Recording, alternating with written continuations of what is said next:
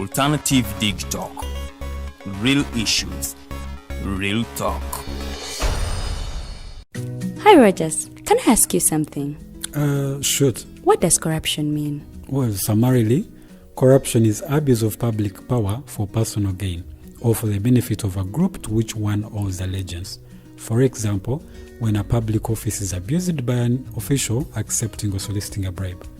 By the way, private people can be corrupt too, like bribing police officers to escape fines. Okay. So exactly how does that concern me? Well, do you pay taxes? I guess, yeah. What does that have to do with this? Everything.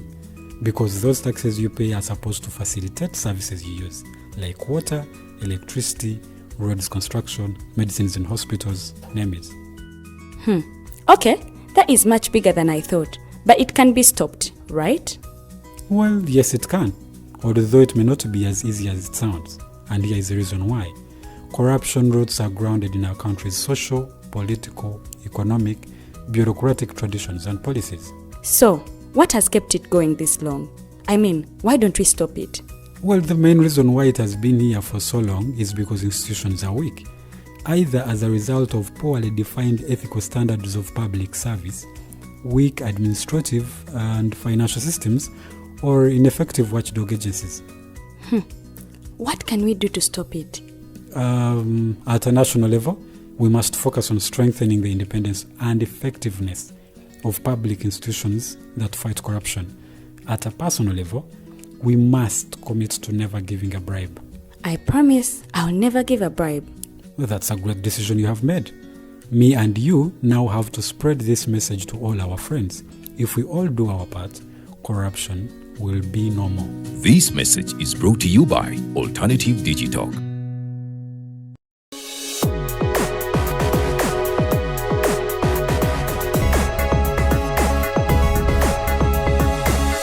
The Alternative Dig Talk.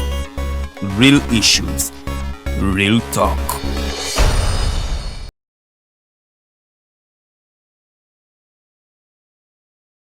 Good evening. My name is Norman Tumuhimbise and I happen to be the host of the Face the Nation show that airs live every Friday at 5 p.m.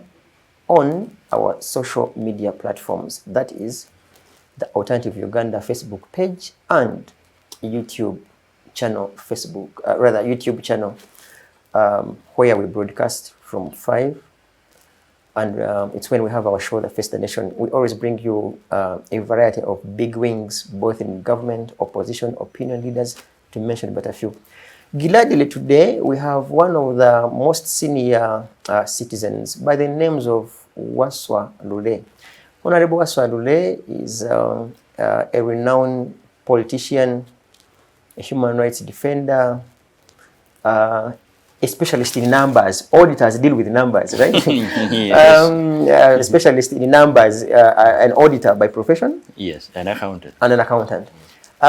He was a representative of Rubaga North during the constituency assembly.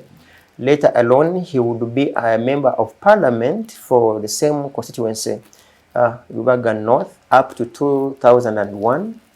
Is when you that's when you lost, for lack of another word. He's going to share with us lots of issues and so many advices in regards to the political sequence of events. Because like Baganda say, for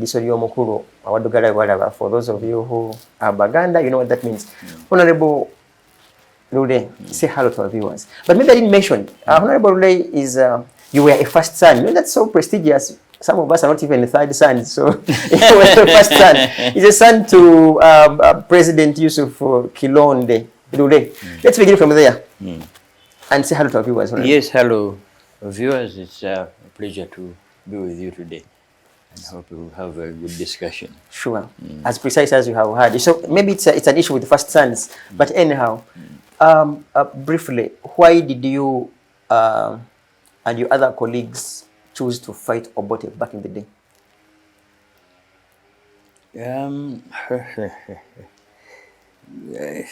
Well, I was in the UK from 1972 thereabouts. I left at the time of the departure of the Ugandan agents. And following the sequence of events, what was going on in Uganda, there were very many human rights issues. It wasn't just, the issue was not, it started during the time of President Amin. And up to 1986. So it's quite a protracted period. But mainly, it was the issues were ones of governance. There are those who talk about the elections and how the elections didn't run, were not conducted in a manner that was particularly orderly. But those were the main issues. Are you convinced that purely it was an electoral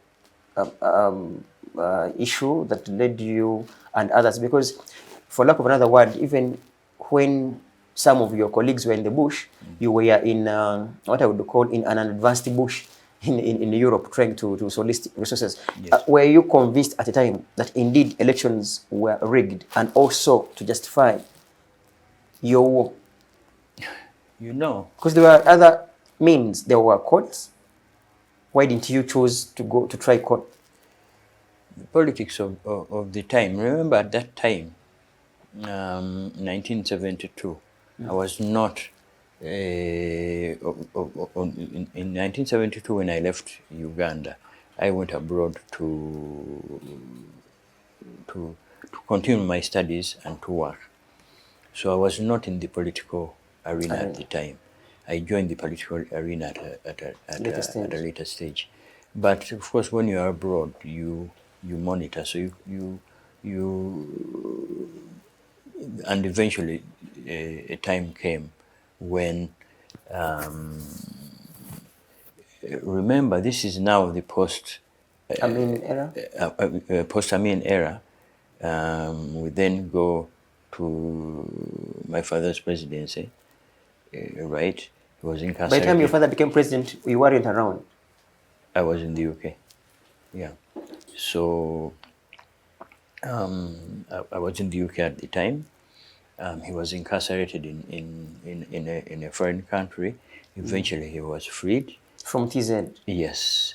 But remember, the procedures that we went through, there had been a war to change, that came, resulted in the change of the Amin government. So I think this is like a follow-on. Maybe even for young generations, because I don't want to say one, because you are ahead of us, by so many generations. When your father was toppled from presidency, yes, because he was president here, so was he incarcerated from here and taken to TZ? Yes. Or as a prisoner, from presidency to a prisoner, but again from your country to TZ? Is that what you... the official position is more likely that he was a guest, but a guest whose movements were restricted. So after losing presidency, he's invited to TZ, subsequently arrested? He's put on a plane and transferred to TZ. So it is, but then his restrictions were his movements were restricted. So we now had to go into a campaign to ensure that he's eventually released, and he is released.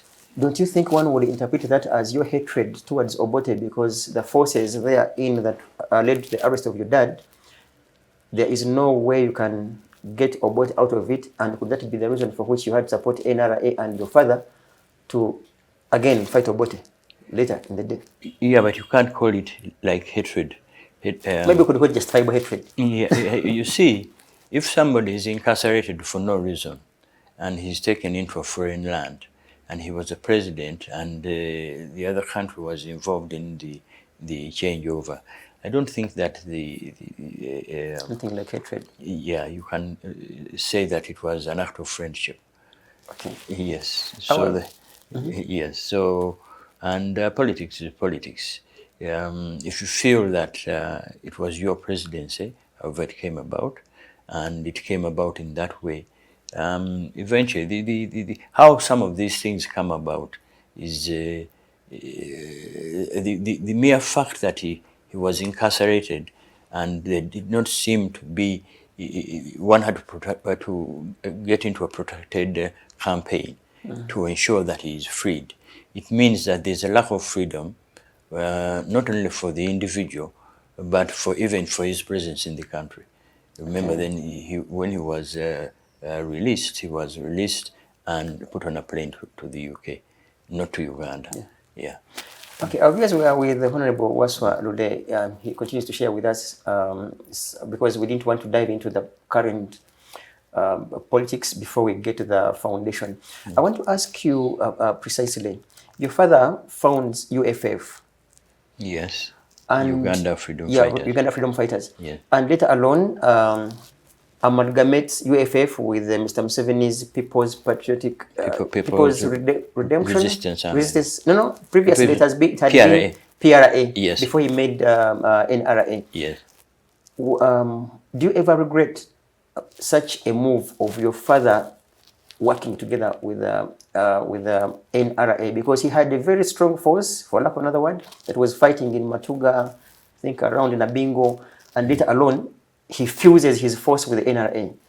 Did you ever have any bit of a discussion, especially later after you saw falling out with President Museveni? Well, we'll reach that, and then because you're starting with a comment of my point of departure. Yeah, but of course, like at that stage, you must have asked Musei, like, I think it was a bad move to get UFF and then NRA. Maybe this man wasn't worth. No, I don't see anything wrong with it, and I don't particularly regret it. If you didn't take that path, politics would have still ended up in that way. It's just one of those things. I think God determines what you do. It was fate. It was the struggle, as we termed it, was a national struggle. It wasn't an individual struggle or a tribal struggle. It was a national struggle. So you join with other people with a common interest. Okay. Now, another one. We have seen so many first sons being at the center of politics, especially when their fathers are in control. During such talks, are there moments where you would feature alongside your father on the right hand? And let me put it this way: when my father was president for those, however, was it 2-3 months, I did not step in Uganda. I was abroad. I was working.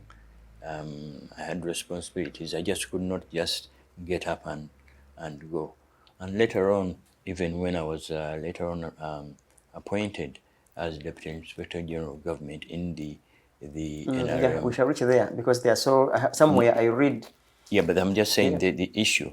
Even then, it took me 2 years to take up that appointment. So the question of being with your father, because a father is a president or is in office, and me rushing, or my relatives rushing to be in things, has never been there. If I may ask again, do you want to say that it is only you that later alone worked with President Museveni? Rather, that it's only you that later became part of the governance in this country? None of your members ever got such an opportunity to serve in different capacities directly? My sister was a member of UPM, which is Museveni's party. She campaigned for President Museveni. So if you go back, so there are interactions. Okay. Yeah, and she even during this post-1986, she was appointed as an ambassador in Germany and the Vatican. My elder brother also served in government. So there have been government. In things, for lack of another word. Like no, not in things. Governance. Not in things, because remember, none of them held office during my father's presidency. Yes, true. None of us, right? I physically was not here, and others also who were abroad and whatever. Not everybody came back because President Lule was president. Okay. Our viewers, we are with the Honorable Wasswa Lulu. We will reach where we are sure you want us to reach. Somewhere I read that the president, through Honorable Dr. Samson Chiseka at the time, he's the one who delivered your appointment letter to become Deputy IGG. Yes. And took you some good time to accept the appointment. There are some two key issues here that I wanted you to substantiate. First of all, I read somewhere that you literally communicated back and said that for purposes of not people thinking that I don't want to serve them, I would pay their cabinet for a year. Was it politics or you meant it, that you had the capacity? I don't know where you picked that up. That I was political, I was stalking you, for lack of another word. So I read that you said, because I don't want these people of NRA to say that I don't want to serve them, I will pay their cabinet for 1 year. That was in a conversation I had with the late Baraki Kiria. You meant it? I said it for 2 months. Not 1 year. But Not even 2 months. Paying someone's cabinet for 2 months, it shows some bit of that strong financial muscle. It's just unimaginable that this, in quotes, a political, do we call you a political refugee back in the day at a time, or you were both a political refugee and a professional now in UK? But the salaries at the time, I don't know, when I joined the government, I think I was earning something like maybe 200,000 shillings after they removed the 2 zeros and 30%. But whatever it was, they were mega sums of money. You were able, okay, at the time you had the capacity to pay this gentleman's cabinet for 2 months. How large was the cabinet? Was it something like today's 20 to 30 people? Yes. So even if you're paying $1 million shillings per head, you're not talking about the allowances and whatever, but you could pay the salaries. It's a big milestone. We haven't had anyone say such, but no, as I said, it's a conversation I had with Baraki. I don't know where he picked it, but I don't know whether he wrote it somewhere. Why did you decline the position in the first place for that period? I did not decline the position. I deferred taking it up. I had a responsibility. I was working in a bank, Lloyd's Bank, and I was heading a development project, a large development project, probably the largest at that time development project that they had in the bank. Here I am a Ugandan with so much responsibility, and you don't just walk out. Another Ugandan who comes into that financial institution or another financial institution or in any other place of responsibility in the UK, because these issues move around, people get to know, then there you reduce their opportunities for upward mobility. But you gave up, I mean, it was a long time for you to make a final decision to come and serve as a deputy IGG. It was only about what, 2 years? Honorable, you mentioned 2 years with only, because here at the moment someone hears a rumor, he will run into State House like, President, where's my appointment later? Now it took you 2 years to accept the appointment. Wasn't that quite? But you were telling me earlier about when somebody is president, you expected me to also run with the big man. No, I can only ask President Museveni whether my bed is still there, but no. Okay. Yeah. Now, what makes you I don't know. Let's first finish with your role as the deputy IGG. Are there undisputable evidences, for lack of another word now, of the corrupt? Because purely the IGG's role is to play the oversight role in regards to governance and the rest. Corruption scandals, are there that you, for sure, they shocked you to death? And if yes, what did you do? Any achievements in particular? Firstly, the office of IGG at that time was much bigger. It was the office of the equivalent of office of IGG today and the Human Rights Commission. So it had both. It was broader. Yes, much broader. And I had greater emphasis on the human rights angle because of my background in the UK, in the UK, and the struggle that brought this government into power. But you're asking if there was evidence of Corruption and corruption. abuse of office. Yeah, of course, there's evidence. There was abuse of office. There was corruption. It's just that today, it seems to be more out of hand. It seems to be more of a culture. It seems to be more. Appears to be more accepted by the status quo, unlike in those days. But undoubtedly, there were issues of corruption. So in your reports, because definitely you must have made reports as a deputy IGG, there are moments where you highlighted some of the Bush War heroes for having participated, first of all, in human rights abuses and or corruption scandals. If yes, what was the president's response? I mean, you'd have to go into individual cases. That's not an easy question.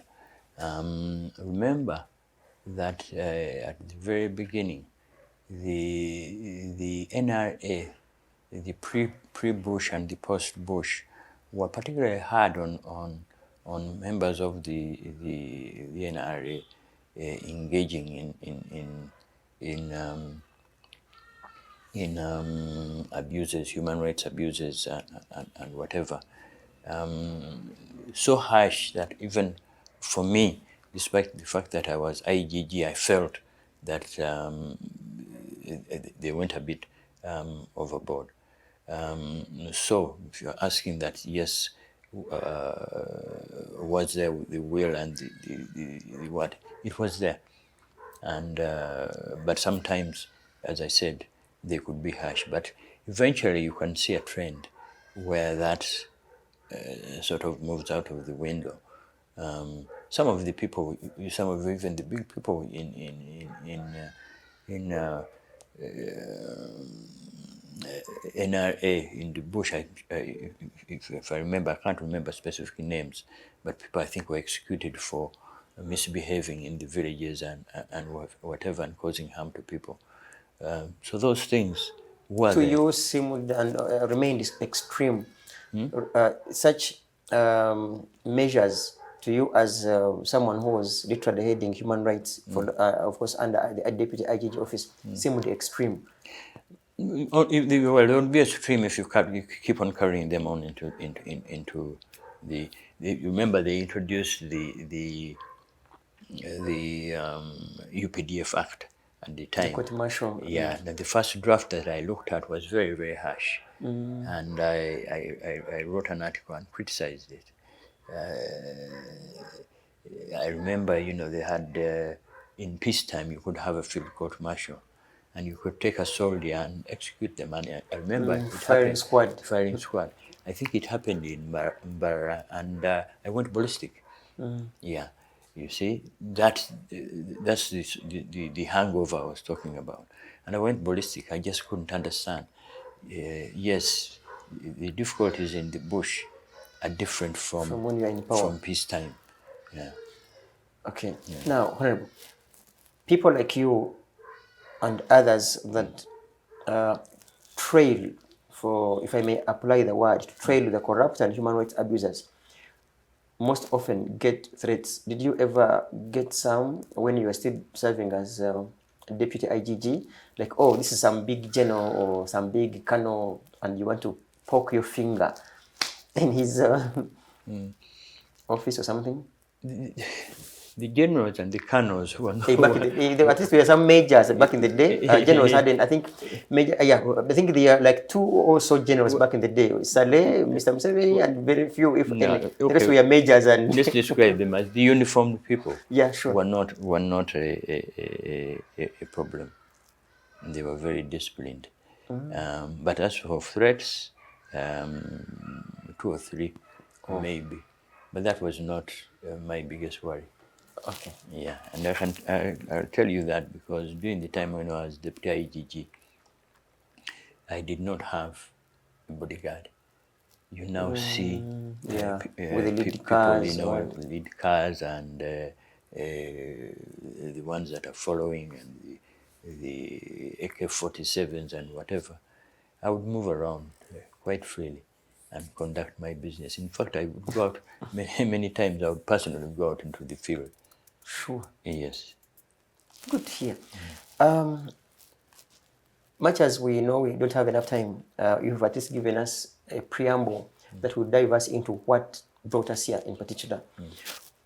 You are falling out with Mr. Museveni. Maybe you give us a why. Yeah, but you describe it as falling out. Is it? Do we call it? What do you want? How do you want to describe it? Our viewers think it's a fallout. What do you call it? Yeah, I was employed in government. The terms of my employment included the possibility of termination, and the presidency exercising the right You had served to enough. terminate. You see politicians coming in and others going out for a variety of reasons. So you could describe it as a falling out, but I think it's a bit. I think it's the presidents exercising their right, unless you have specific instances of which you say this appears to be like this, but otherwise, that right was exercised within the terms of my employment. There are some people that have been dropped. Let me now apply that word. And when you move in the corridors, they'll say, he's dropped because he was poking his nose into this, or he was... Did you ever have any rumors in regards to the reasons for which you might have been dropped? Well, the only signal maybe that I can point to is the fact that I had to walk from the office back here to my residence. What do you mean? Well, when you're given your letter of termination. Oh, wait a second. When you were terminated, Yes. you walked from your office to here? Yes, from Yusufu Lule. From your father's road? The name mentioned before your father? Yeah, to Yusufu Lule Why? in Lungujja. Yusufu Lule in is it Nakasero? Yeah. To Yusufu Lule in Lungujja. Why? And well, when you handed your letter of termination, With the vehicle? you go through the handover. I didn't have a vehicle. The vehicle was For the office? Was an office When you vehicle. handed over? Yes. There was no room for the very vehicle to drop you home? I'm telling you that I walked from that office to there. That's number one. Number two, my final salary I did not get. My terminal salary, maybe it was 2 weeks or whatever, I don't remember, I did not get. Then in my terms of my contract of employment, there was a gratuity. Yeah, sure. That I've never seen. To date? Yes. Over, let me see, 36, 7 years down the road. Yeah. So if you're looking for signs, maybe those are the signs that you're talking about. But otherwise, beyond that, as I said, it was within the powers of the appointing powers of- authority. Yes. That's good here and very interesting. But of course, who knows? Maybe you will write a petition one of these days and perhaps they pay your gratuity. Now, No, you see, you have to be very careful and note how the political environment and even what I was told, you can spend a lot of energy and resources chasing something which you're not going to get. So it's best let that it be you leave it to until rest. you get that environment where you can now raise the issue. okay. Now, you serve briefly in the NRA back in the time system. NRM. NRM comes later. It's No, NRM was there with the NRA. but not formal as a political party as later it would be in 2005. No, but remember, it was a Movement system. The movement system was NRM. Unfortunately, or otherwise, the party adopted. Yeah, the very name when political parties were. Right, and also some of the goodwill of the original movement. Yeah, sure. Yes. Now, my question remains, why, how did you rather now come to be part of the DP? Because historically, when I read about you previously, like I said, your dad has Uganda Freedom Fighters. It is merged with PRA. to form National Resistance Army / movement. Yeah, but where your father was. You take my dad from a particular point of history. You should take it. If you take it slightly further back, there was a time when he was coming to stand in DP as President General. So history so there is is a bit that long. blood, that green blood in your DNA. Okay, so now that justifies But anyway, your DP roots. how I joined DP, those were not my DP roots. My DP roots start from the late Robert Chitariko and Zachary Room. They were the ones, they were great friends. We used to meet somewhere in Johnson Street and chat about issues, how the country is moving and whatever. And when I went into the Constituent Assembly, 1993, 94? Yes, into the elections. I remember I started my campaign in Busigad, the community center. And those two gentlemen came to help me kick off that campaign. And I remember it very distinctively because I didn't realize the significance of it until when they were arranging the place to sit down and people had started arriving. The local LC chairman came in, saw these two gentlemen and said, "You man, what are you doing to us? Why didn't you tell us that you are bringing important people?" Yeah. So that's how you are convinced to be part of DP. That is the history. Okay. So it is more the influence of Zachary Olum, who is still there in Gulu, and Robert Chitariko, the late. Oh dear. Now, there are lots of issues which are no longer secrets about your governance in DP.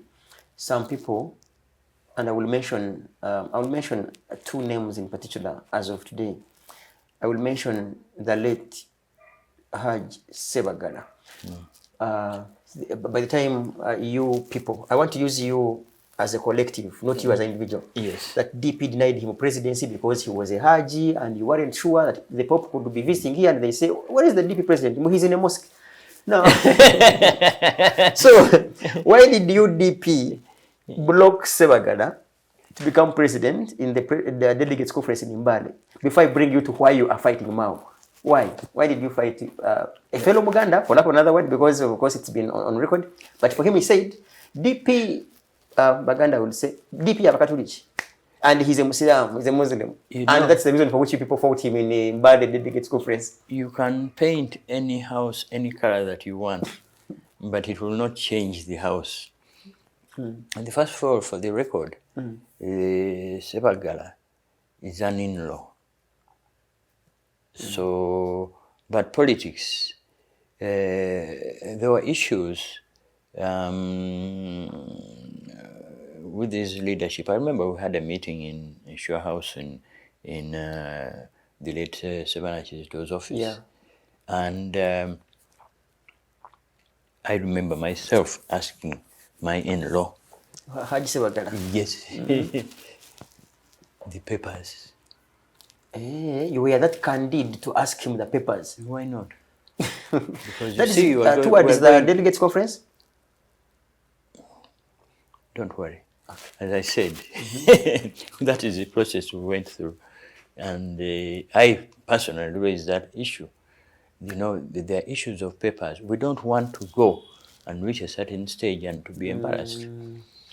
And Sebagala was a very shrewd politician. So he pulled the certificates? The religious certificate for card. And created a lot of internal pressure within the party. But politics is politics. I mean, he was fighting for his political life. And there were people who really were not discriminating against him because he's a Muslim, but were concerned that at the time of registration, we'd go there and we'd be embarrassed if there was a shortfall of papers. And other things you hear as rumors, but those ones won't go into.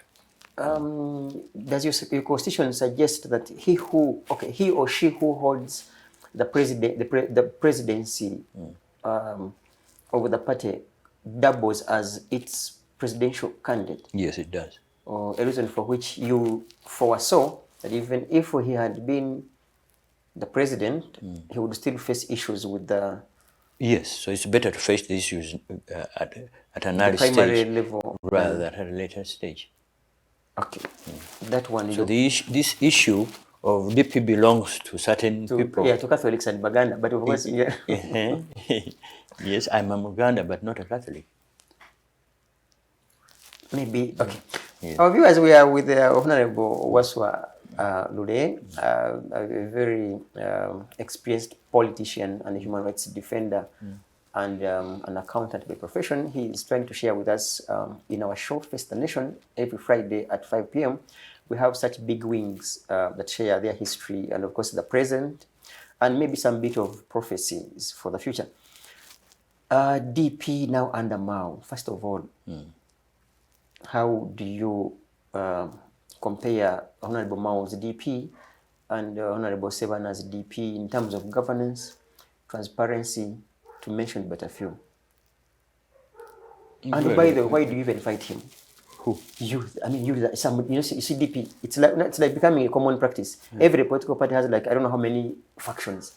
So now DP, I don't know how many. We don't know whether there is now the Mao block, there is yours and the Lulu Maze, I don't know, and others. So, yeah, but you see, this is the thing. Don't say I fight him. No. I mean, you in a collective, not Honorable Wasswa Lulu. Yes, you, your group, you and others, not you as an individual. Not even my group.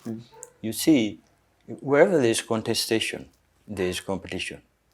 So if you call competition fighting, then you won't have democracy. Is that power struggle now? No, it's competition.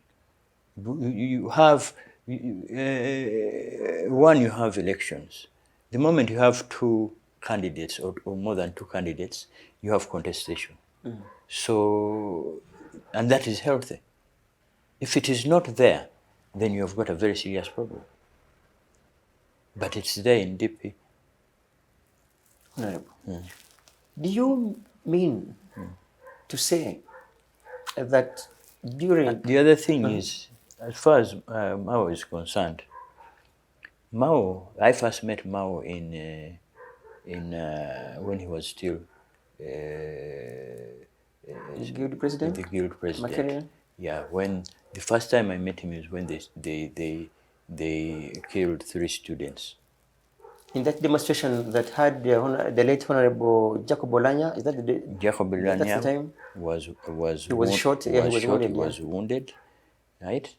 And 3 others Died. right? And funnily enough, these bullets were very discriminative because they chose people whose names started with O, all 3 of them. Sad to note. Yes, but it's a statistic. And it's a very, I went and asked a demographer, a statistician, what the probability of that, the probability of stray bullets. The stray bullets picking people whose names began with the letter O. Yes. And the probability was, anyway. I think you get the point. Okay. Yeah, I was asking you on whether you want to mean that there were no many issues during the Honorable Sebana Kisto's era as DP president as compared, because we did not hear so much resistance against... You may not have heard, but Sebana had the people who were always scratching at him. It's the same. Not only in DP, if you go in Mango politics there, it's the same. Every category has the same issue. So every leader in DP has the same issue. Even Semoge had the same issue. They had, I remember, when he was in government, There was Michael Kagwa with his DP mobilizers group. He was always the one in City Square. That this one has betrayed us to become Minister for Internal Affairs. So the politics of the day dictates which particular group will be pushing for whatever issues. It's there, it's part of politics, it's part of democracy, and it's actually healthy. So even Honorable Mao will have his detractors. Sebana had his, Semogere had his, and I'm sure Ben Chiwanuka had his. Yeah. You mentioned you knew Honorable Mao at Makerere as he was a good president. I met him on the day they shot those students. In that demonstration, when he was already a good president? Yes, he was already a good president. I was actually going to teach in Jankwans. I was supposed to go and teach in Jankwans. And then news came that this issue was there. I diverted, went to Makerere. Did you ever participate in his campaigns at a time, or you didn't, while he was campaigning for good president? No, I was deputy IGG. I could have. There's no way you could have given him a hand. I was not even a member of DP. At a time? And I don't know even if he was DP or whatever. No, he was DP against the NRA candidate, Nobo Mayombo at the time, and of course he won Nobo Mayombo with a landslide victory. Now, let's talk about the delegates conference recently concluded. Yes. How was it in your view? There was contestation. Is it a genuine contestation? Let me put it this way. The overall aesthetic of the campaign did not go down very well for one particular reason. And that was partly how it was covered in the media. I think it could have been managed better, but the appearance of people appearing to take away ballot boxes. If you go into the real issues and ask what happened, there was an announcement that the ballot boxes are going to be moved. The candidates and their agents moved with the ballot boxes. With the ballot boxes. So there doesn't appear to be any gap. Yeah, because it's what I wanted to ask you. They said you're okay because I'm using you in a collective that like DP. You people, the time for which you had paid had expired. Yes. So rather than looking for other resources, you anonymously, in quotes, considered to shift now the ballot boxes into the organizers, because you see, the organizers, the Electoral Commission, they are the ones who made the announcement, they are the ones who reached that decision, and they are the ones who participated in executing it, along with the candidates and their agents. Yeah.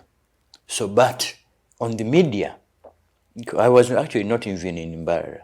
I was monitoring, live streaming in many cases, but the appearance on the media was very, very negative. You have to put your conflicts, your internal conflicts now, the blame onto the media, rather than managing. I'm not blaming. Rather than managing your I'm internal telling issues. you what actually happened, but that was not reflected in the media. Now that gives a plus to Mao, who had been accused by many for having now here, grabbed the boxes, and so that is now the positive thing that media did not play its role. Let me correct one thing. Let's say things went wrong, but who organized the election? The present government in DP, the leadership of DP. And then what is the role of the Electoral Commission? To be fair, free, and just. But is the Electoral Commission the government? You see, it's a bit like our National Electoral Commission. You can say that the government might have some influence, but you can't accuse the government of the one being the Electoral Commission. This is what I want to correct. It's best that you focus on the Electoral Commission and how they handled the transfer of the boxes rather than individual candidates. You never know, behind the scenes they may have influence, but you are not in a position to accuse them. But the press, by censoring what they put on the air, gave that impression. because and I don't blame the press, because you are looking for what sells newspapers. Not And us, the- no. Now the tables are turned. Yeah, sure. You Of know? course, not us. Perhaps there could be some media houses that choose that. Now, Yeah. in a few minutes that in these few minutes we're left with, are there some specific achievements that you would just thump yourself and say, okay, Mao may be bad with his leadership, but at least on these ones, he's I don't think it's he's fair, a white angel. fair to ask me, especially in where I didn't participate in an election in the actual No, I voting. mean generally, Honorable, Yeah, but as president, not just this previous delegates conference. I mean, Yeah, previously. I'm just saying it's an awkward question, because you're asking me to defend an individual where we've had a hotly contested election. I'm actually in the process of trying to see that there's some reconciliation and healing. So if you're in the preempting the other efforts. No, not only that, you also you could also paint me as being a Mao man rather than a DP man who's trying to see that DP becomes one and DP united. heals. Yes, it becomes one. And What is united. your way forward now? Yeah. What's your way In forward? DP? Yeah. That is the way forward that I'm talking about, Are you to going see to that there's some court? reconciliation Are and you healing. taking legal action? Are you doing background discussions so that you can have mediators on board? Okay, paint for us a picture. No, this is what I'm saying, that I'm involved in trying to see that there is some healing within the party. I can't go into the details because I'll be preempting what I'm doing, right? And I cannot be seen to be falling on one side, right?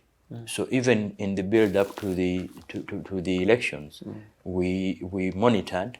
I was the one chosen to go when he was actually being nominated. Others went on when other people were being nominated. So we were there, we observed, and as I said, if you ask me to look at the process, there are things that went wrong, or even appear to go wrong. So the aesthetic did not come out very well, and I think you can look at the management of the people who manage the process. They could have managed it better. Okay. Finally, I have two specific questions and we close. The disease that is eating up DP is the same disease that is eating the bones of UPC, eating the same bones of FDC, eating the bones of, I think, even NUP itself, it's already cracked because you see the Puga faction breaking away. Which other party? Of course, UPC have mentioned it, JEMA, you can't even ascertain what it is about. Apparently, a party that you might think in the public that it is still one, maybe alliance, but of course, non-visible. This is honesty. What is the problem with political parties in this country, given your seniority? What is the disease that you're talking about? Because I don't see. Factions.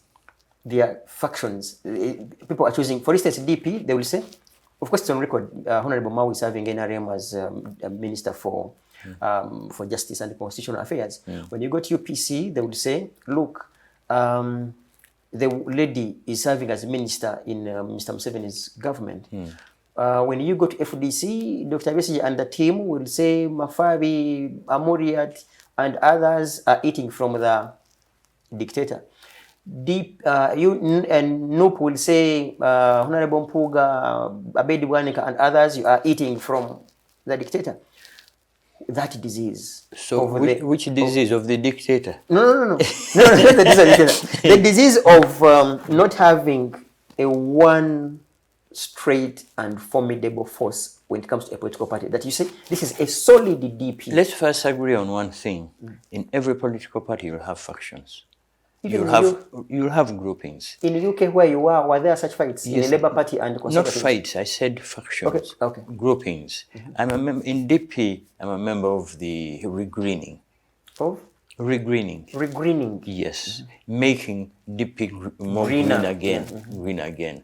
It's because we saw that the party was weakening and it needed Turning into light green. No, into darker green. Dark or green whatever than light if green. you look at it. So, but we're not fighting. Yes, because right now we're engaged in the process of trying to bring the different groupings together, right, and trying to heal the wounds that came out of the elections. So the fact that they are groupings is not the issue. And as I told you, you must have groupings if you're going to have contestations. You can't have 3 people contesting for one office using the same campaign team. Right? So you'll have 3 campaign teams. That already is a group. But by look of things, it's beyond groupings now. I think what you're trying to say, you should look at some of the evidence of the fallout. You should be a little bit more detailed about what evidence you've seen of the fallout from the elections. Then maybe I can address that, but not the fact that they are groupings. The groupings themselves, that's healthy, and it will be in every party. Okay. You avoided my question, which I want to bring back, and we close. Yeah. In your view, just saying that the leadership, okay, let's even delete Mao from this entire discussion, for instance, yes, and say the leadership that apparently there is a group contesting it, does it have any one achievement, at least with due honesty, and say, okay, we have these issues, but at least maybe we won ourselves a ministry of internal of opposition affairs. Yeah, but you see, this is where if I try to answer that question, I'll appear to be defending, yes, which is a conflict of interest. Yes. Comrades, ladies and gentlemen watching us out there on Digital TV, streaming live on our social media channels, the Facebook page, The Alternative Uganda, and YouTube channel, The Alternative Uganda as well. I don't want to say that Honorable... Perhaps even let me put it this way. Yeah, sure. You see, when we started regreening, you talked about different groupings. We made sure that we picked from those different groupings to put them in regreening. Okay. Right? So that we try and move together. With the watering cans to ensure your parties. We know that so and so is a supporter of Mao. Bring them on board. So and so is a supporter of the other so-called faction, as you say. Bring them on board. And we start with them in this very house. Maybe then to clear the air, Honorable Lule. Yeah. Because Honorable Mao has been on record, it's as if, and I repeat, it is as if you, the Baganda, have that sense of entitlement on DP. And how you sound here, it's like it's contrary, because even Haji Sebagala was in Muganda, and you have justified your reasons for, of course. I'm the one who raised the question with Mao, on my own brother-in-law. Yeah, on Mao. Is it a Buganda? Is it a tribal thing, or you have different? I don't have a tribal issue with Mao. Remember, as I said, I'm the one. Not only if both of them were around, and the late speaker, they will tell you that I'm the one who saved their lives. That's the way in fact, he actually said that when we were in a meeting. Okay. Yes. I was saying, much as Honorable tried to divert me, that I don't want to believe that Honorable... I do not want to believe that Honorable Wasswa Lulu doesn't have an answer to the question of whether the leadership of Mao has done something, however small, but because of the processes that the conflict of interest, we shall take it that way, that apparently, as of today, has no answer, but we shall come back for that answer. Trust me, that question is in archives. I'll come back here when your negotiations are done and ask, okay, you no longer have anything to save or rather spoil. Has the previous governance under Mao done something? I will need an answer. Hopefully, the process that we are in now, if it is successful, that will be something that will be said. You see, wow. Viewers, Norman Tumhimbi signs out. Keep it digital.